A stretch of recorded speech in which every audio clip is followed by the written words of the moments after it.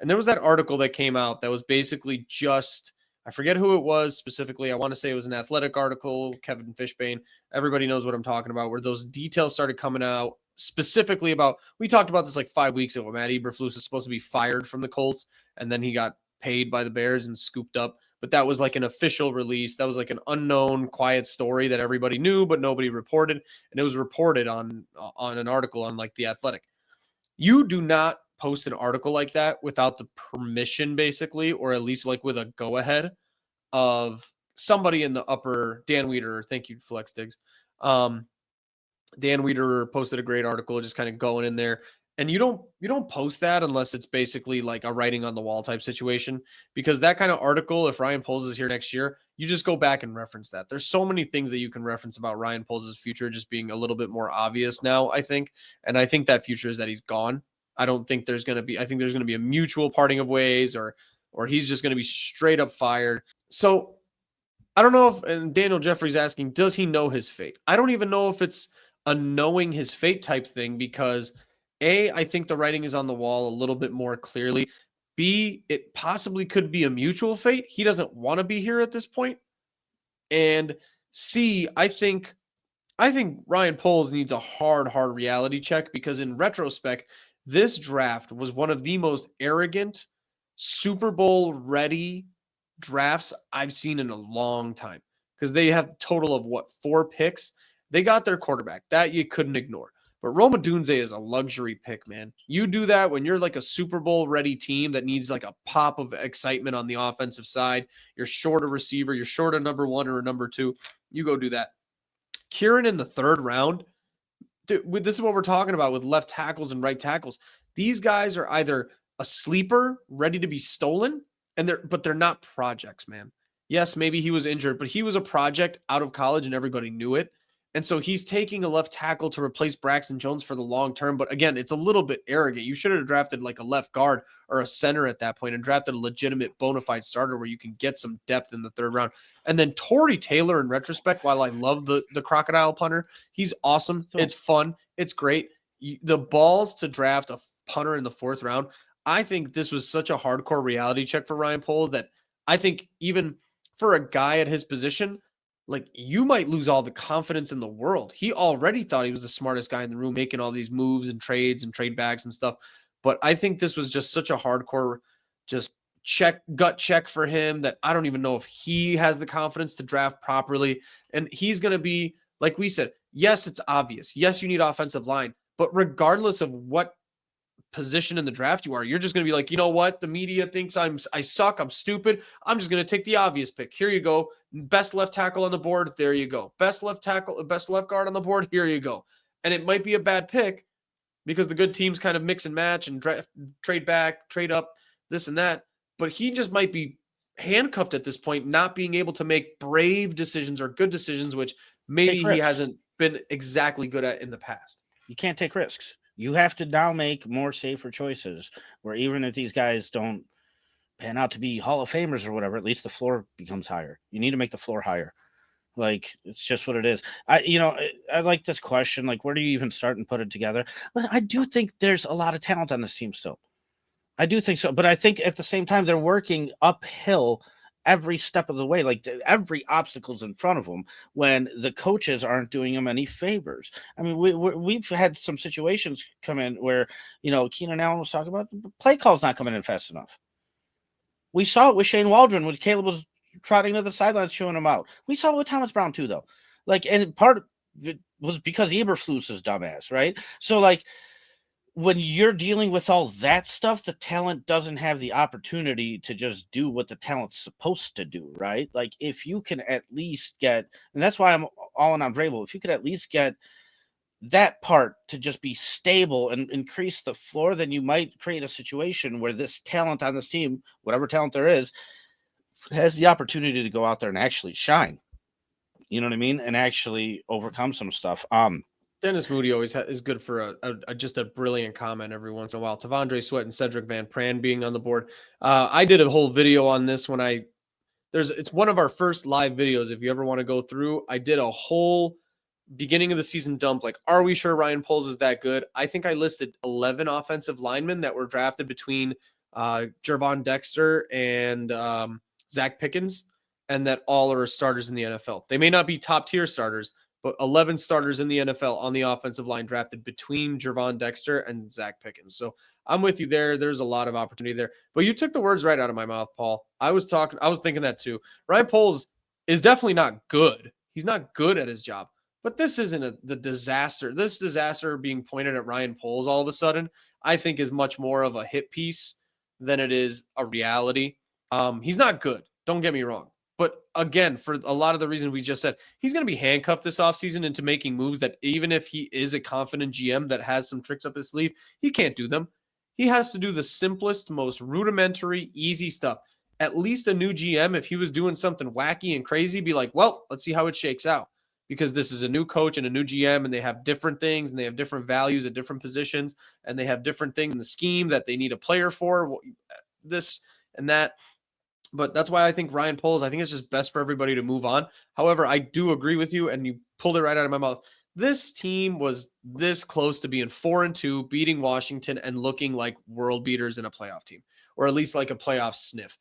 Part of the problem is it's good that they sucked so bad so instantly, because it's going to result in some sort of change and potentially even making the McCaskies do moves that they've never done in the past, firing head coaches, opening up the checkbook, releasing a lot of their professional and organizational control. And that's ideally how you build a real long-term success, because that Ryan Poles and Matt Eberflus having success this year would have just been cologne on the stink, right? It would have just been deodorant on the stink. But it's just the writing's on the wall. And right now, if Ryan Poles is here and he hires another head coach next year, I'm out. I'm already out. Because I can't have three separate people at the top of the franchise being on three separate timelines. Caleb Williams being on one timeline, the new coach and the new GM being on a totally different timeline. I can't do it. I'm out. So, yeah, one of the things why it actually kind of makes sense, in my opinion, that Kevin Warren does kind of have to lead this coaching search. I know they said it at first. I was like, you're kind of, taking the rug out from beneath Ryan Poles' feet here. But if there's a coaching candidate out there that wants to bring his own GM with him, and Ryan Poles only has 1 year left, I think you said this, Dave. You're not going to interview a guy that wants to fire you. Like, you can't make that choice. So, but as Kevin Warren, you could go, you know what, Ryan, we're going to sacrifice you because this is the coach we want, and he wants his own GM. Sorry, you haven't earned that, right? The best GM? No. Is he terrible? No. I always say that rebuild phase is the easiest part. That first one where you come in and the team sucks and you try and just at least get it to average is probably the easiest part, because we've seen guys succeed at it over and over and fail in the long term. Ryan Pace, GM of the year. Yeah, year one's not always that difficult, but it's when you get down the line, 100%. So it's the long term that really matters here. And it's the same thing with Caleb, dude. I always say it takes 3 years to really judge a quarterback. That's why I don't care about this year anymore. I don't want to ruin this year to mess up the next 2 years. But I could see a scenario where Ryan Poles is still here next year for sure. But I would value more of who you're going out there and targeting as a coach and what they're going to demand. If Mike Vrabel's willing to work with Ryan Poles, and you can still go off and get Mike Vrabel and keep Ryan Poles here, sure, I do it. But if he demands his own player personnel guy, I would sacrifice Ryan Poles. I think it's a necessity at this point. I think too many cooks in this kitchen already exist in Chicago, and I can't keep bringing more cooks and then asking them to find different groceries, and they all believe in a different recipe and all that stuff. A lot of cooking analogies here, and then I also just wanted to always chime in when the chat's this active. I do want to kind of just pop in there. Kind of Daniel Jeffries definitely reiterating what we're saying. And it's a big point that you'll hear me and Paul constantly say is that smugness, right? That arrogance, the smugness. We said a lot of these words a lot going through the season. So it's like you're pulling those right out of our mouth. And also, we can't stand when guys in the NFL think they're the smartest guy in the room. Bill Belichick was the best coach for 30 years. You know how he was that good? He kept football simple. He kept football, he had the respect for the game. He knew what works, what doesn't, what to use when, and he never tried to overcomplicate things. He just knew what to do, when to do it, because it made sense for football. He never tried to reinvent the wheel. And that's how you stay successful in the NFL. You adjust, but you never reinvent. Nobody on that team, nobody on those Patriots team had a long leash. Nope. Malcolm Butler was set during the Super Bowl. Yep. None of them. And that's why the Richard locker room. Seymour was traded for 2 first-round picks after Super Bowls, all that stuff. So, okay. So I had this going into this Vrabel conversation and kind of where we're going with this into the next year and polls. And we said this last week. This was my philosophy on that because Vrabel is at this point kind of known to be not difficult to work with, but he needs things the way he wants them. And he needs people that work with him and not kind of work against him. So that's why this catastrophe of a Bears season, I think, is a potential positive if the McCaskies just step the fuck back. And also Kevin Warren, knowing that he's not necessarily a football guy, but he can maybe identify a football guy, is also going to just hire somebody to run the show and step back as well. I think here's a few signs towards the next season. And Paulie, I think you just said it a second ago. You're a Vrabel guy for next year, first and foremost. That's your first choice. Listen, I would ideally want an offensive-minded head coach based off who's out there. That's got the experience, because I need experience. I think the experience in this situation matters more to me, regardless of your philosophy. So based off who's out there, Vrabel's my guy. Is he my ideal candidate? No, my ideal candidate doesn't currently exist unless you trade for him. Okay, I agree. Let's remove these trades because they're adorable fantasies that we've been throwing out for a while, and the NFL has been kind of thrown out, or Twitter has been as well. But I'm with you as well that Vrabel's my first choice. And here's for a few reasons. Experience matters. The football mentality matters. The culture change matters. I want to sign Vrabel to a 10-year contract for all I care at this point, if that's what needs to be done. Hire him a player personnel guy, whatever you need to do. I was doing some research because I was thinking about this as I was listening about Ben Johnson being a must. Because right now, I think Bears Twitter is split right down the line. It's Ben Johnson or it's Mike Vrabel. And there's really not much in between that I've noticed. I'll take a Joe Brady if that's all that's left. I'll take a Liam Cohen if that's all that's left. Whatever. It's just kind of the way the Bears operate. They'll take the fourth coolest, hottest candidate available. So I did some research, and I wanted to find out. I might be wrong on a few of these, so bear with me. This myth, because you were saying I want an offensive guy. And ideally, I would too. But I was thinking about it, and I feel like this myth of having an offensive play caller paired with a young quarterback has gotten way too big. Okay. And I did some of this in the way of, I'm going to name you first head coaches that are also play callers. Okay. Okay. Because everybody keeps insisting that Ben Johnson will fix everything, and Ben Johnson and Ben Johnson and Ben Johnson. Here are your offensive coaches that are also play callers. Kyle Shanahan. I was thinking of his dad. Kyle Shanahan. Zach Taylor of the Bengals. Sean Payton, Broncos. Kevin Stefanski, Browns. Andy Reid, Chiefs. Shane Steichen, Colts. Mike McCarthy, Cowboys. Mike McDaniel, Dolphins. Brian Daboll, Giants. Matt LaFleur, Packers. Dave Canales, Panthers. Brian Callahan, Titans. Kevin O'Connell, Vikings. What stands out to you there? Very hit or miss. Okay. So real quick. Yeah. Kevin O'Connell got hired 20 days after Eberflus. We didn't even interview him. Just throwing that out there, by the way. Kwesi Odensu Mofa. Fuck, I might be just dyslexicating the shit out of that name. What are you talking?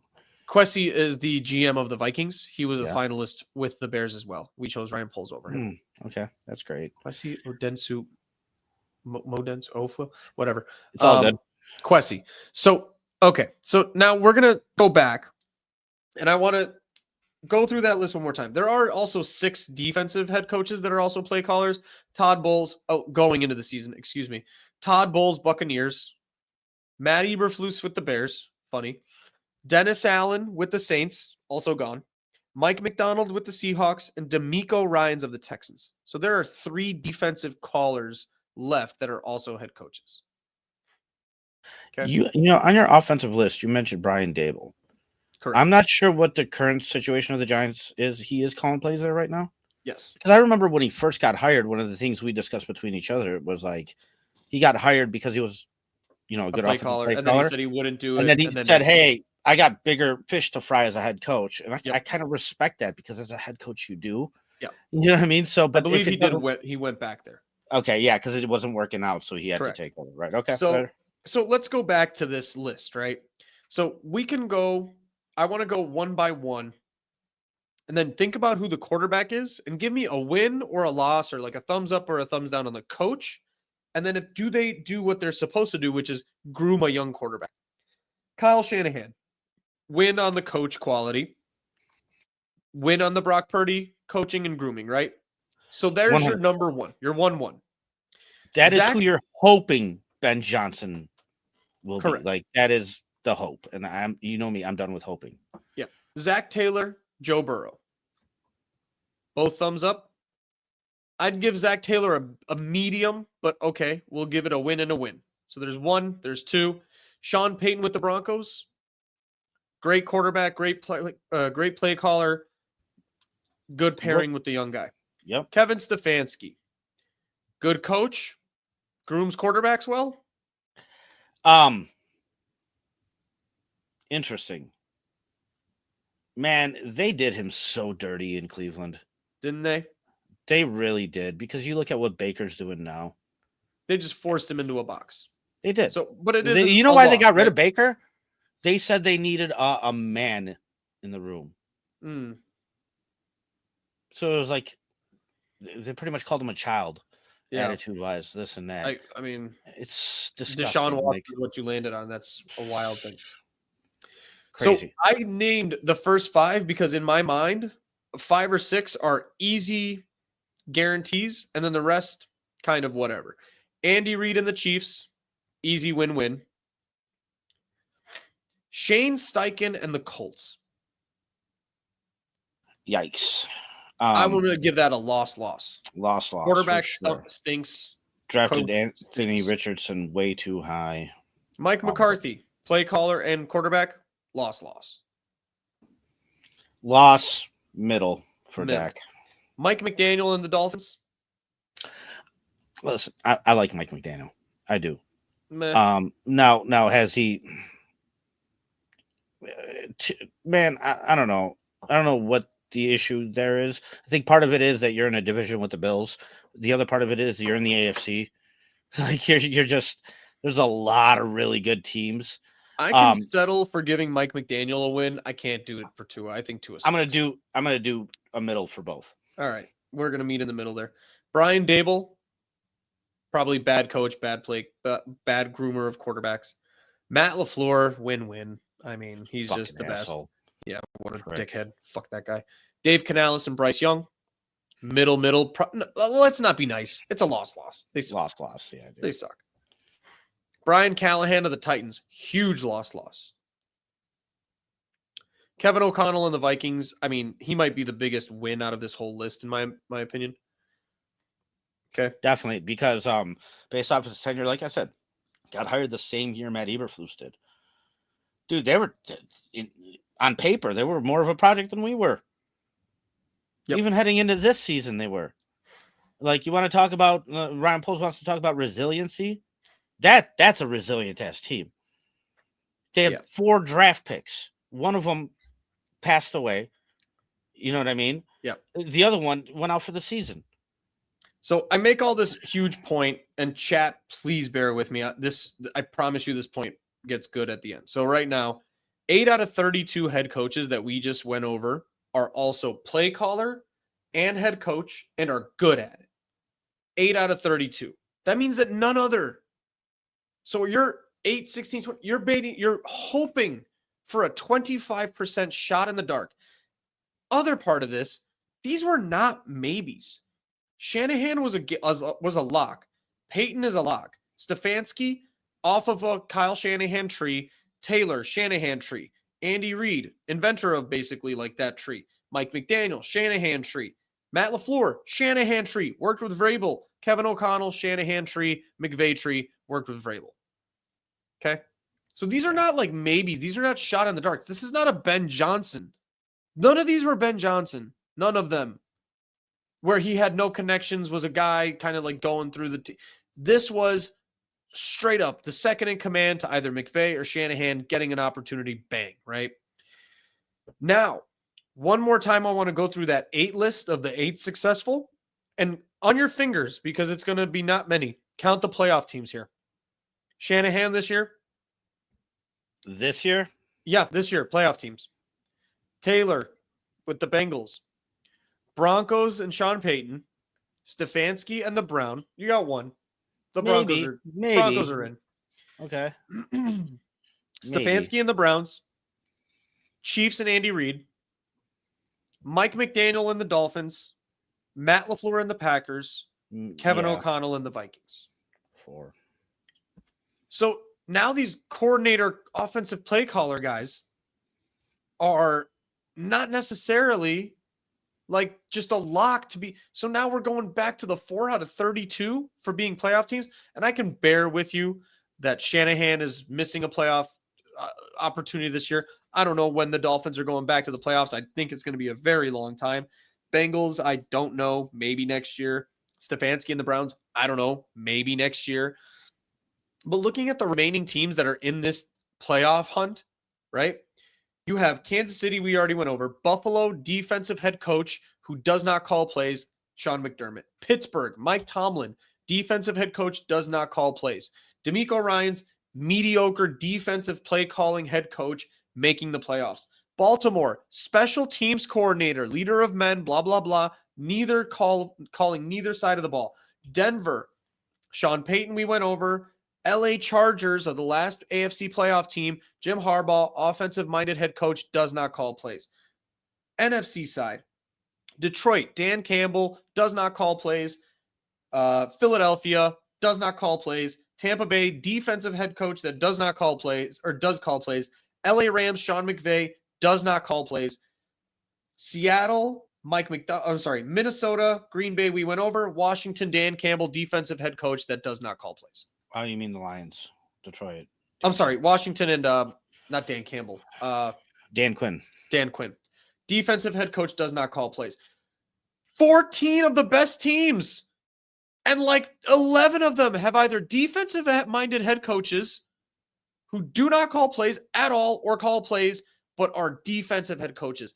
If I hear one more thing about how you need an offensive-minded head coach that also call plays and has to pair with Caleb Williams, I'm going to blow my brains out. No, what you need Vrabel. Because what you need is stability, structure. You can't just preach accountability. You practice it, right? And so, like, when the guy you hired to call plays isn't doing a good enough job, bye. You know what I mean? Like, you get rid of them and you move on. Like, dude, that's the thing, is you need a philosophy in here. That's why I said I'm done hoping and I'm done gambling. I don't want Matt Nagy 2.0. Yeah, you just need a real coach, stability. That's why I said I value experience in this league right now more than anything else. And Vrabel, I think, checks the most boxes for me when it comes to just getting this team to a respectable point. Now, the other thing is the other coaches in this division are all damn good coaches, right? Like, for you to think that some guy's going to come in here and be a better coach than Kevin O'Connell and Matt LaFleur, Dan Campbell, is a crapshoot in itself, right?